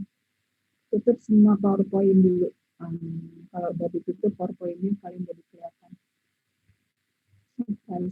Saya tutup PowerPoint-nya. Ini rada ngambekan nih ini saya ya. Laptop saya ngambekan. Memang tadi nggak dimatiin. Nah, itu saya suka begitu tuh. Dari pagi ngajar, siangnya nggak dimatiin. Masih ngapain ini ya, sebentar. Saya tutup dulu. Mana? Tutup satu-satu. Oke, ini tutup.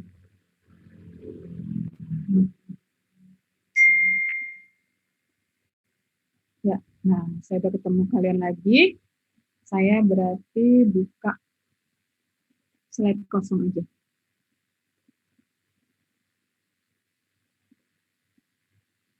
Slide kosong. Oh, iya.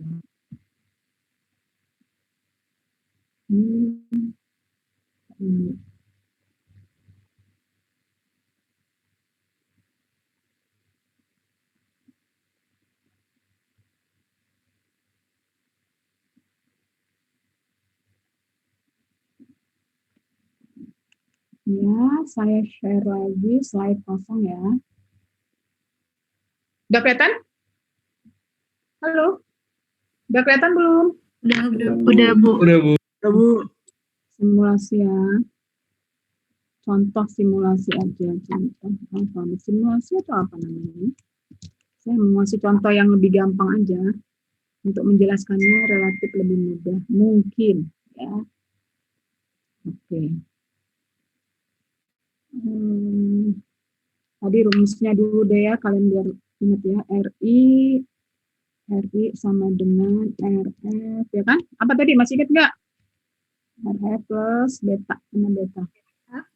Halo, masih ingat nggak?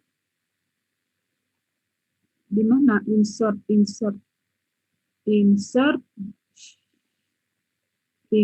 sesuatu, dia nggak mau. Kalau mau ngasih lambang beta gimana ya nyarinya ya? Select object, select all, bukan. Shape bukan. Di simbol, Bu. Simbol ya, jadul banget sih. Simbol itu ada di mana? Insert. Insert, Bu. Insert mana simbol ya? New slide. Ya di sebelah mana simbol? Sebelah home, Bu. Hah? Di sebelah home ada tulisan insert itu. Oh iya udah. Di atas. Kenapa dia nggak mau ke insert ya? Ini saya pencet, kelihatan nggak? Saya lagi mencet insert tapi nggak mau. Kelihatan nggak di layar? Enggak, Bu. Enggak ya, saya lagi mencet, coba pakai tangan. Sentuh dia.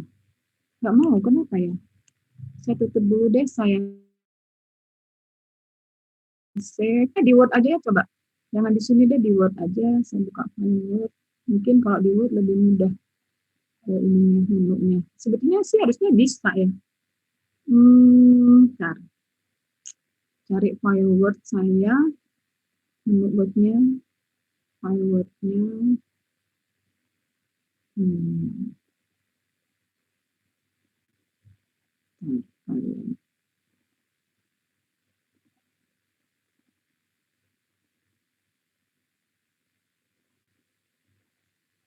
New Word, blank dokumen. Ya, blank dokumen, lalu saya share. Saya balik lagi. Oke, saya share lagi. Blank. Kelihatan? Kelihatan ya? Kelihatan, Bu. Ya, nih kalian sekarang wajahnya kelihatan, tadi nggak kelihatan. Di sini kelihatan nih. Terus, jadi ke sini. Manakah insert dokumen ini biar ini aja. Insert kemudian apa? Simbol ya? Simbol.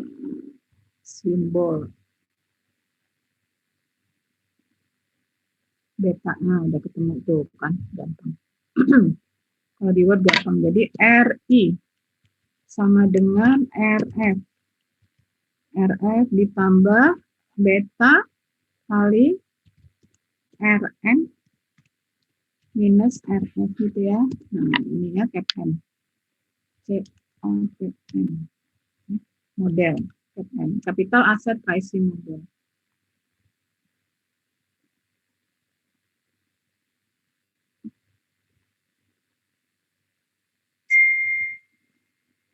Oke, pasang baterai dulu, saya lepas nih baterainya.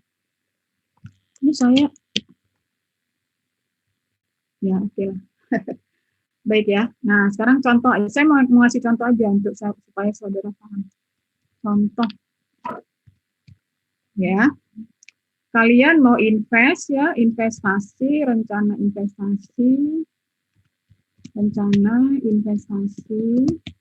pada perusahaan di industri otomotif misalnya, otomotif, gitu ya. Nah, misalnya yaitu perusahaan misalnya perusahaan Toyota misal, ya Toyota. Nah ya. Nah, market return diketahui ya. Diketahui market return-nya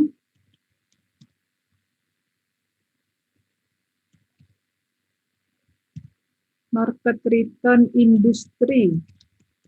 Toyota, katakanlah saudara ada spesifik industri mobil, otomotif, katakanlah ya, itu misalnya 12%. Nah, gitu ya. Jadi kan udah ngitung nih ceritanya. Jadi spesifik marketnya tuh market return, jadi saham-saham otomotif lah. Ya, spesifik ya, spesifik 12%. Di RM ya, RM. Gitu kan? 12%. Lalu risk free aset di risk free return aset risk free aset return. Jadi return aset risk free gitulah ya. Return aset bebas risiko relatif ya. Yaitu dalam hal ini SBI misal ya, SBI itu katakanlah misalnya 4%. Ya. 4%. Lalu di beta Toyota, kalian udah cari nih, beta Toyota misalnya 1,2 ya kan?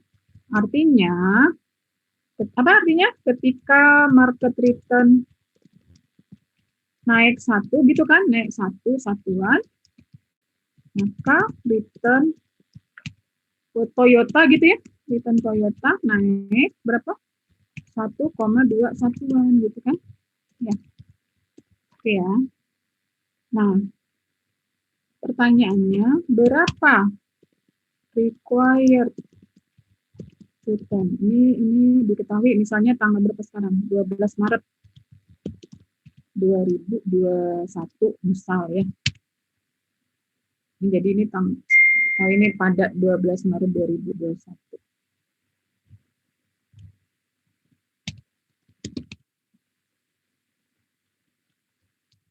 Ya. Berapa required return Toyota gitu pertanyaannya ya. Jadi kalau karena kalian punya rencana mau invest di Toyota berapa? Nah, karena Toyota itu adalah aset risky. Aset risky ya. Aset yang bersifat risky. Gitu ya. Nah, dia itu pertanyaannya tadi kan, berapa market Berapa market risk premium? Berapa market risk premium? Berapa tuh market risk premiumnya tadi? 12 ya. RM ya kan? RM minus risk free 4%. Sama dengan berapa? 8 ya? 8%. Nah, apa maksudnya market risk premium? Maksudnya, artinya karena investor ya, karena investor bermaksud apa tadi? Memindahkan dananya dari aset yang rendah risiko ke Toyota yang lebih berisiko, maka dia mengharapkan apa istilahnya, kompensasi return gitu. Kompensasi return berapa besar? Yaitu sebesar 8%. Jadi market risk sampai sini ngerti nggak? Ngerti nggak? Ngerti, Bu. Jadi karena dia memindahkan, kalau dia invest di pasar Toyota nih, pasar ya, market return industri otomotif atau pasar ya, atau pasar mobil gitulah. Jadi kalau dia invest di pasar mobil, itu return rata-ratanya ya, market itu kan return rata-rata keseluruhan ya. Pasar mobil itu 12% gitu. Kalau dia invest di bank atau dia invest di aset yang low risk itu 4%. Nah, karena dia menanggung risiko yang lebih besar, dia invest di pasar, di mobil tuh, di Toyota itu menanggung risiko yang lebih besar, maka dia meminta return yang lebih besar gitu. Berapa premiumnya nih, premium nih. Premium itu kayak kalau rokok premium tuh mahal apa murah? Rokok premium tuh mahal murah? Enggak merokok ya? Bagus. Atau mungkin kalian pernah tahu belanja premium gitu. Belanja premium tuh belanja barang-barang yang mahal. Gitu. Pokoknya premium itu istilah sesuatu yang mahal gitu. Jadi premium itu sesuatu yang lebih mahal. Jadi market risk premium itu market apa istilahnya ya? Kalian invest di industri mobil yang lebih berisiko daripada invest di bank yang dijamin oleh BI, yang dijamin oleh pemerintah, gitu, yang dijamin oleh LPS, sehingga memberikan premium karena bersedia menanggung risiko, yang risikonya secara market itu 12. Ya, berapa preminya? Preminya itu sebesar 12% dikurangi 4%, 8%. Jadi 8% itu hadiah kompensasi akibat dia menanggung risiko lebih besar dibandingkan 4%. Jadi kalau hanya di bank saja, itu return-nya 4%, tapi kalau dia pindah investasi ke mobil, 12%. Maka dia mendapatkan selisih kenaikan 8%. Selisih kenaikan 8% itu adalah premium, tambahan return. Akibat dia bersedia menanggung risiko yang lebih besar. Ini dari aset rendah risiko ke return lebih berisiko, maka dia mengharapkan kompensasi return, yaitu jadi tambahan return karena investor bersedia menanggung risiko lebih besar adalah 8%. Gitu ya. Jadi tambahan return karena tambahan required return-nya dalam kurung ini required. Tambahan required return karena investor bersedia menanggung risiko investasi yang lebih besar. Jelas nggak? Nah, sekarang ini saya turunin.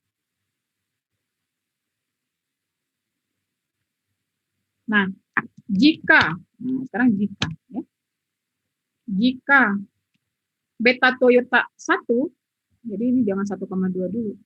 Jika beta Toyota 1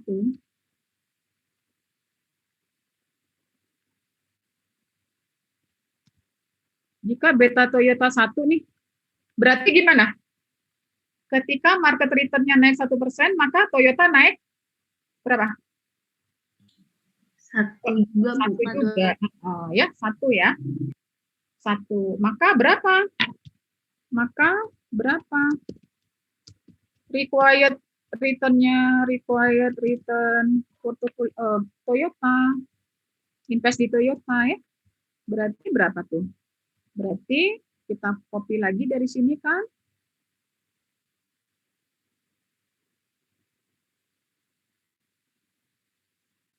Berarti R Toyota sama dengan gitu kan? RF tadi berapa? 4 ya? 4% ditambah 1 kali dalam kurung berapa tadi? 12 ya? 12% minus 4%. Jelas ya? Sama dengan 4%. Ini kalau mau digambarin ya. 4% ditambah 1 kali 8% gitu kan? Atau sama dengan 4% ditambah 8%. Nah, oke ya. Jadi ini 12 min 4 ini disebut dengan market risk premium. Jadi berapa return Toyota? Required return Toyota adalah 8%. Berapa hasilnya? Hasilnya berapa? 12%. Hasilnya belum ya. 12%. Sama dengan RM. Gitu ya. Jadi kalian lihat ini RF-nya, betanya 1 nih. Saya kasih warna beta. Mindahin karena beta. Nah, ini beta.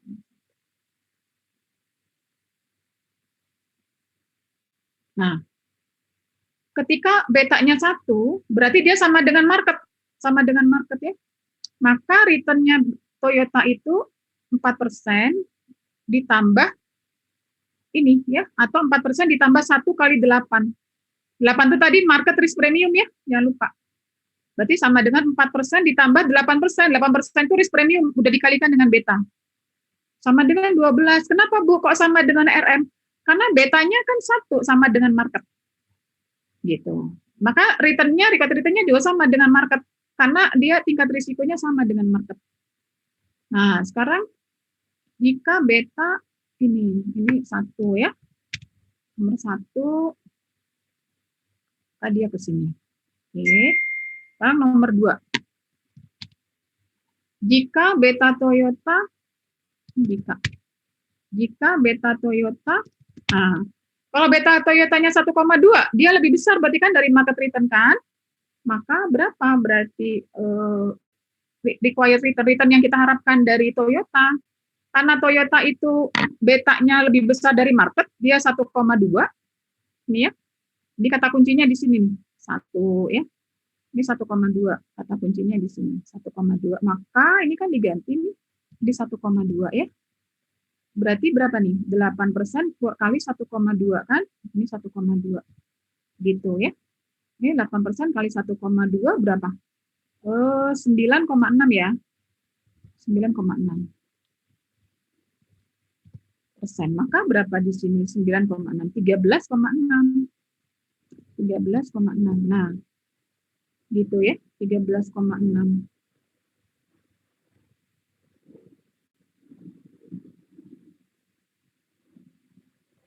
Ini biar dia jadi 1.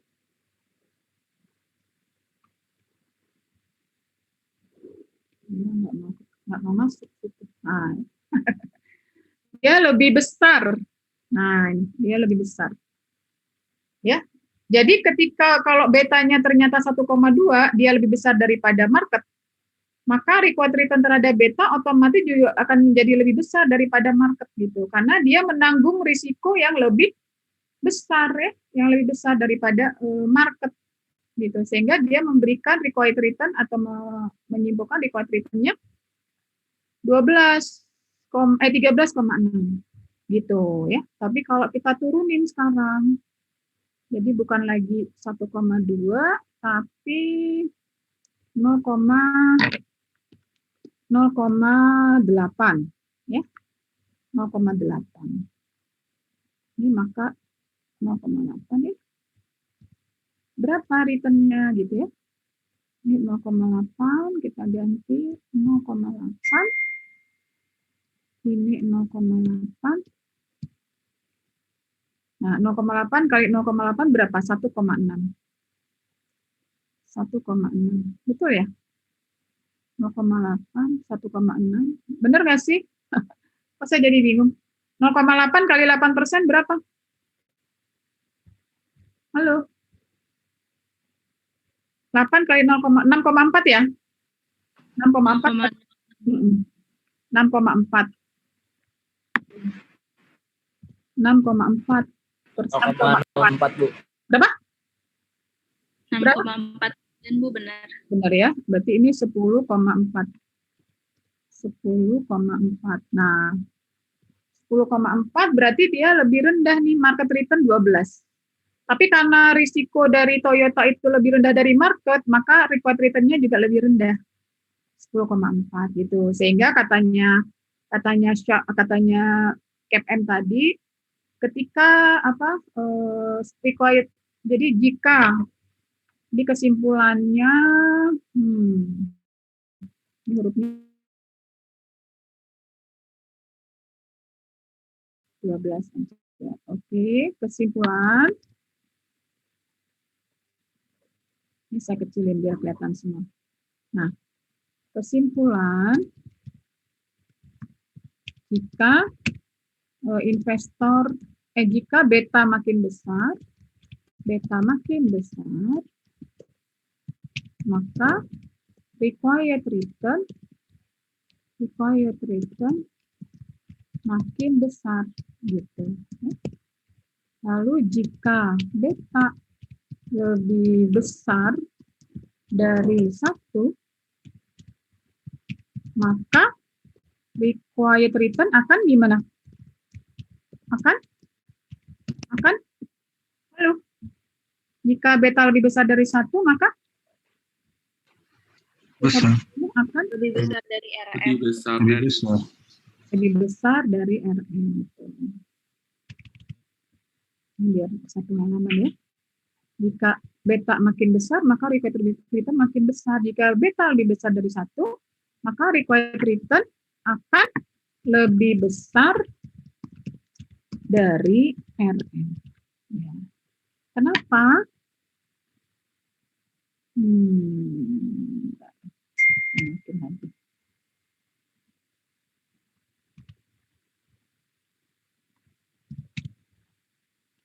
Oke ya. Mengapa? Karena ada apa tadi? Ada risk premium ya. Ada risk premium. Gitu kan? Ada risk premium. Ada market risk premium. Risk premium atas aset yang berisiko. Aset yang berisiko.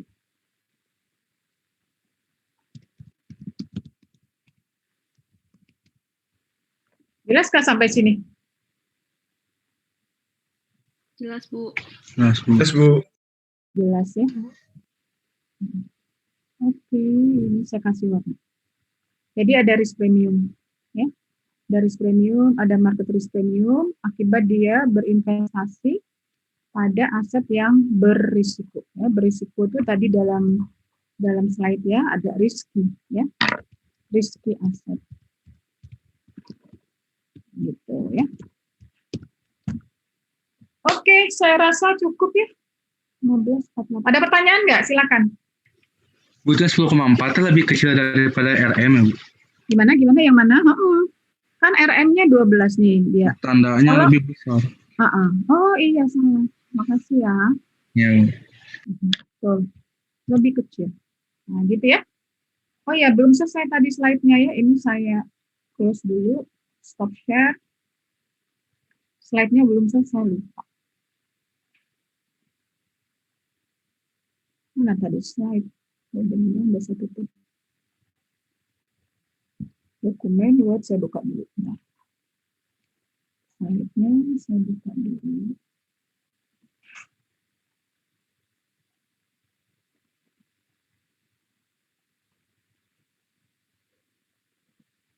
Ini udah ditutup.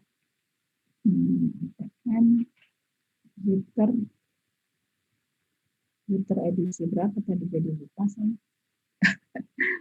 Aduh, edisi 6 ya? Liter edisi 6. Itu enggak? Oh, bukan. Ini kan perhatiin nggak Jupiternya edisi berapa? Ada yang perhatiin nggak? Jupiternya tadi edisi berapa? Kalau Gitman edisi 5 ya. Hampir sama sih Jupiter sama Gitman, cuman Gitman itu Jupiter yang saya buka tuh lebih baru, lebih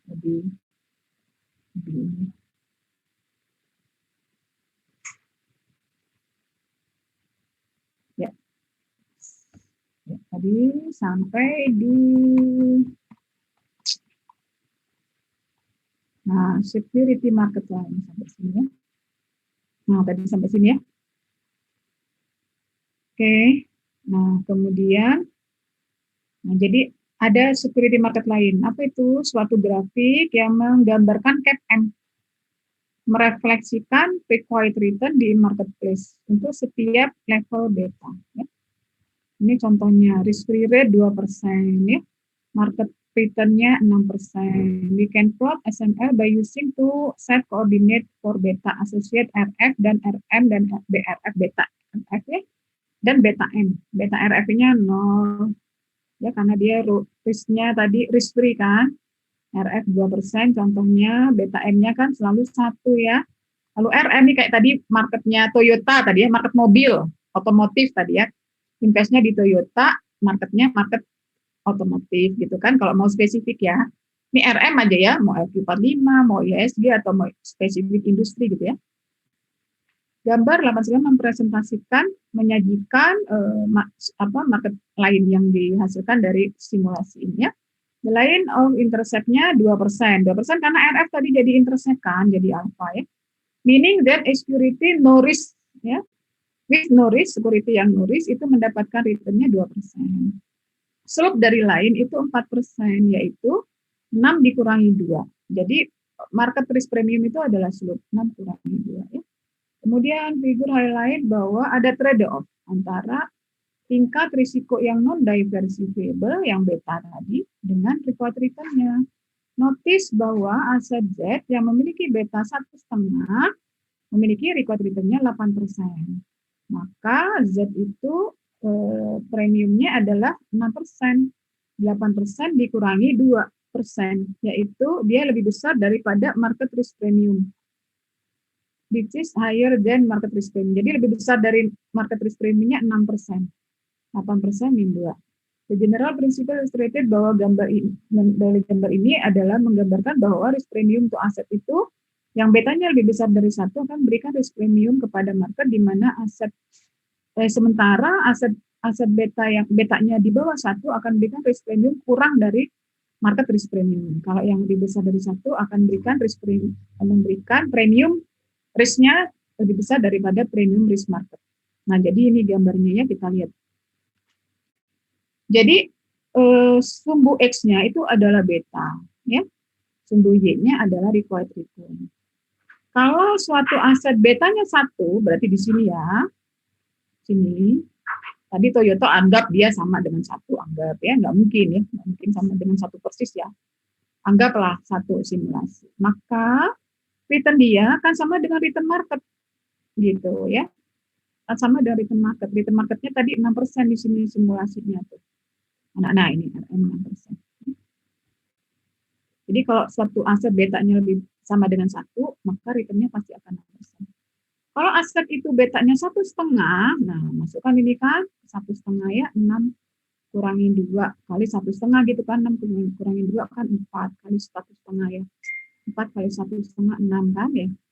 Maka dia kalau 1,5 maka ditambah dengan RF-nya. RF-nya kan 6. 6 tambah 6, 8 ya. Betul ya. Maka 1,5 betanya, maka required return-nya 8. Gitu ya. Kalau 0,5 berapa? Ini hitungin aja. Kalau 0,5 betanya berarti 6 kurangi 2 kan berapa? 4. 6 kurangi 2, 4. Kali beta 0,5. 0,5 kali 4 berapa?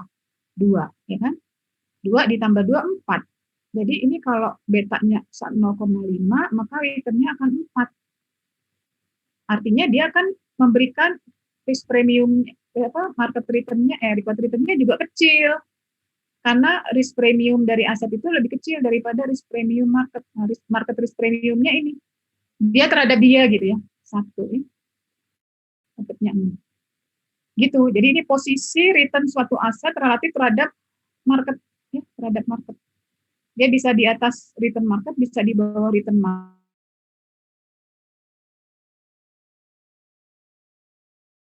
Oh iya.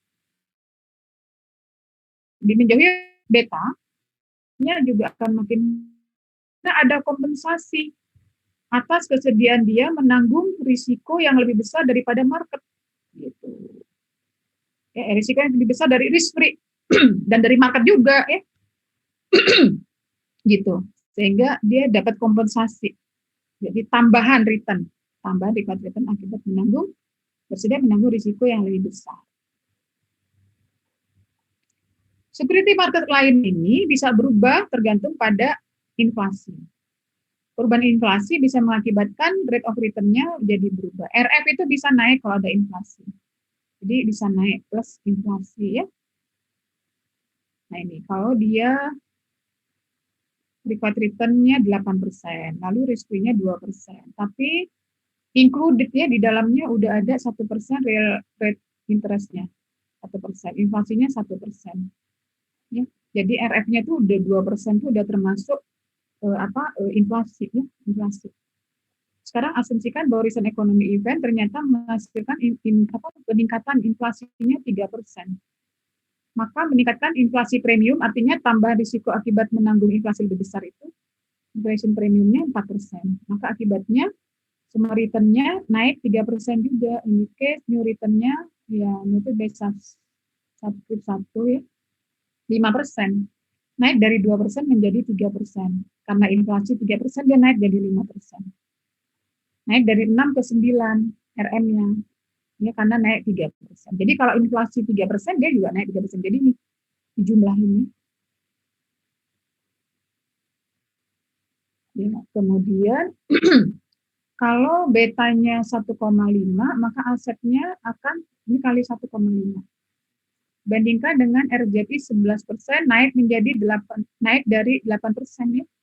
Bandingkan dengan 8%. We see that perubahan 3% dalam aset Z return itu exactly sama dengan perubahan dalam inflation premium. Oh, ini masih yang premium ya.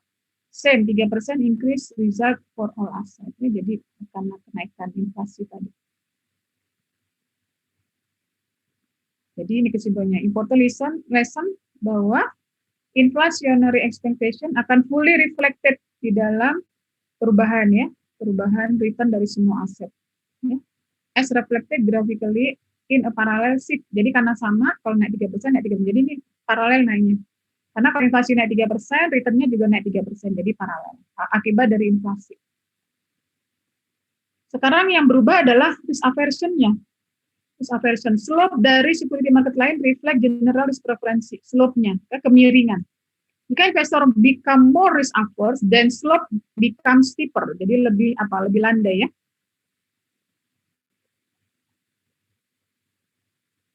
Risk-free-nya 2%, market return-nya 6%, market risk premium-nya 4%, record return-nya 8%. Dengan beta 1%. Asumsikan recent economic event more risk averse mengakibatkan new higher market return. Market return-nya naik ya. Naik 9% karena kondisi ekonomi dari 8 menjadi 9. Graphically this change would cause SMR to pivot upward. Jadi upward ya. New market return-nya menjadi 7%, tadinya 6%. Ya. You can calculated menjadi 12,5. Tadi berapa tadi? 8 ya. Record return 8. Jadi lebih curam ya.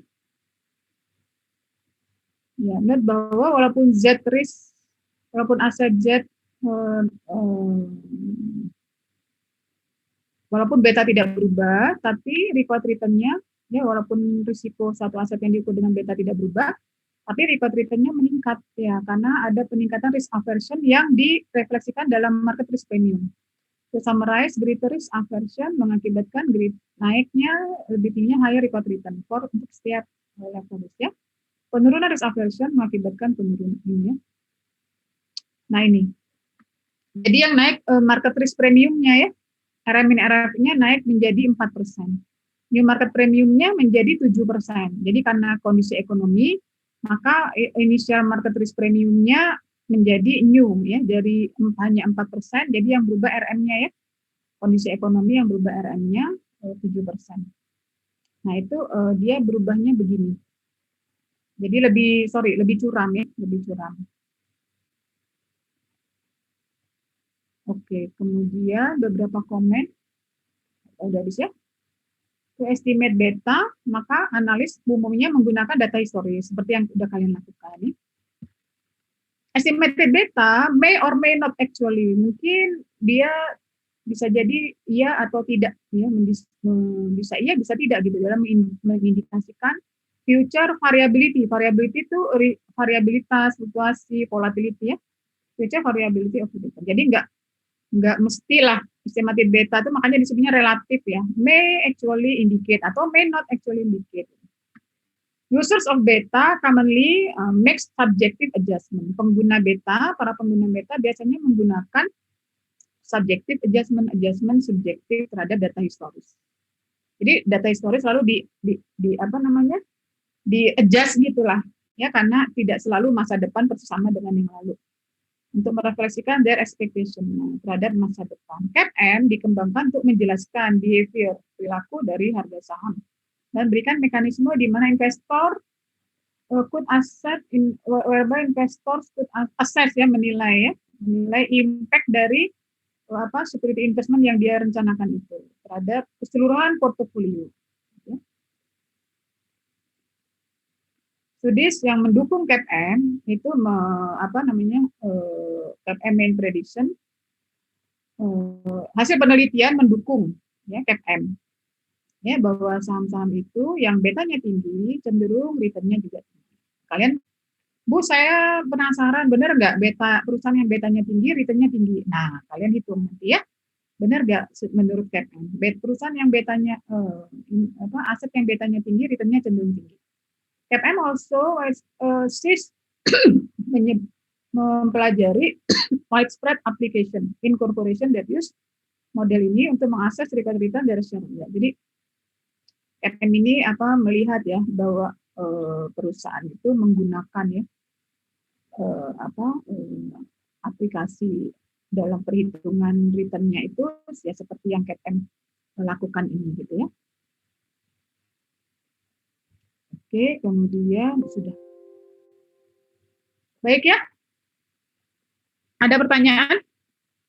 Sudah lebih dari 2 menit. Sudah lebih 2 menit. Halo, ada pertanyaan? Cukup Bu, cukup jelas. Cukup jelas ya, oke.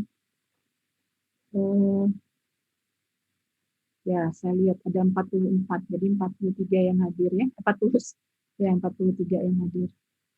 Oke, baik ya.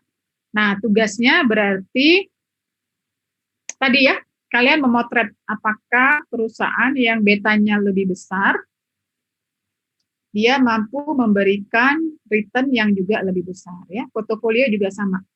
Apakah aset portofolio yang lebih besar betanya memberikan return portofolio yang juga lebih besar.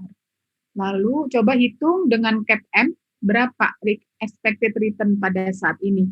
Dengan asumsi RF-nya kalian cari di internet ya. Berapa suku bunga SBI yang jadi patokan sekarang ya.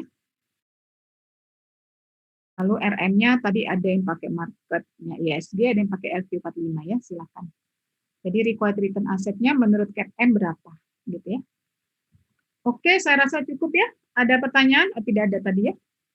Baik, dengan demikian kuliah kita dicukupkan sampai materi hari ini. Kalian tentunya harus baca sendiri, simak sendiri bukunya, simak sendiri videonya supaya kalian mendapatkan pemahaman yang jauh lebih baik daripada hanya mendengarkan penjelasan saya. Jadi penjelasan saya hanya memancing, meresum.